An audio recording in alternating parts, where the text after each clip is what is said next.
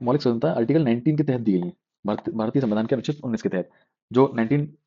के सब क्लॉजेस में 19(1)(a), जिसमें पहला है विचार और व्यक्ति की स्वतंत्रता, मतलब विचारों की स्वतंत्रता है, हम कुछ भी बोल सकते हैं, कुछ भी लिख सकते हैं, सोशल मीडिया पर पोस्ट कर सकते हैं, परंतु उनकी कुछ सीमाएं हैं, जैसे कि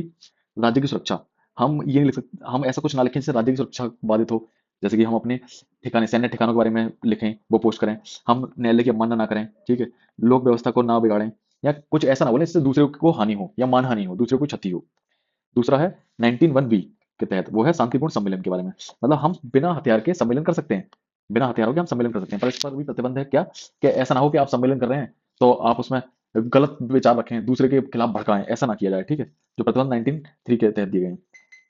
तीसरा है 19(1)(c) के तहत हमको सीमित संघ समिति बनाने का अधिकार है, मतलब हम अपनी पार्टी बना सकते हैं, हम अपना संघ बना सकते हैं, मगर ऐसा ना हो, इसमें प्रतिबंध कहाँ है, ये कि आप पार्टी बना रहे हैं, कि भाई गुट बना रहे हैं, आतंकवादी संगठन सा बना रहे हैं, तो ये सीमाएं हैं जो लोक व्यवस्था को ना बिगाड़ें, उस तरह की प्रतिबंध है इस पे।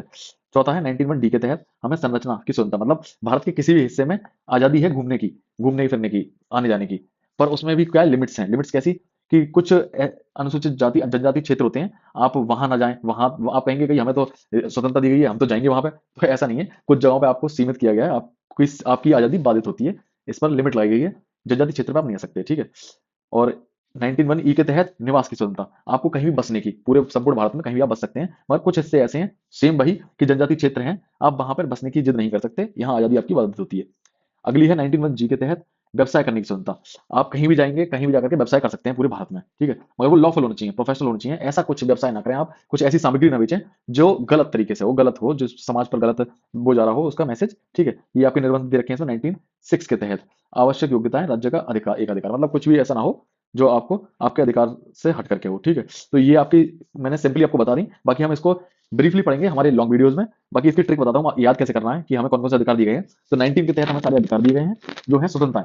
ठीक है। स्वतंत्रताएं कैसी, पहला 19(1) के तहत बोलने की स्वतंत्रता, जब हमें बोलने की स्वतंत्रता मिली तो हम क्या करेंगे, जैसे हम बातचीत करते हैं तो हम सम्मेलन करने लगेंगे, भाई बोलने की स्वतंत्रता दी, हम सम्मेलन करेंगे पार्क में, फील्ड्स में जाकर के, जब हम वहां सम्मेलन करने लगेंगे तो लोग मिलेंगे हमें, तो हम क्या बनाएंगे, संघ, संघ बना लेंगे आपस में, एक मिलकर के ग्रुप से बना लेंगे। जब संघ बनाएंगे, जब क्या होता है, जब हमारा संघ बन जाता है, दोस्ती यारी हो जाती है, तो हम घूमने जाते हैं, घूमने की स्वतंत्रता, तो हम घूमने जाएंगे,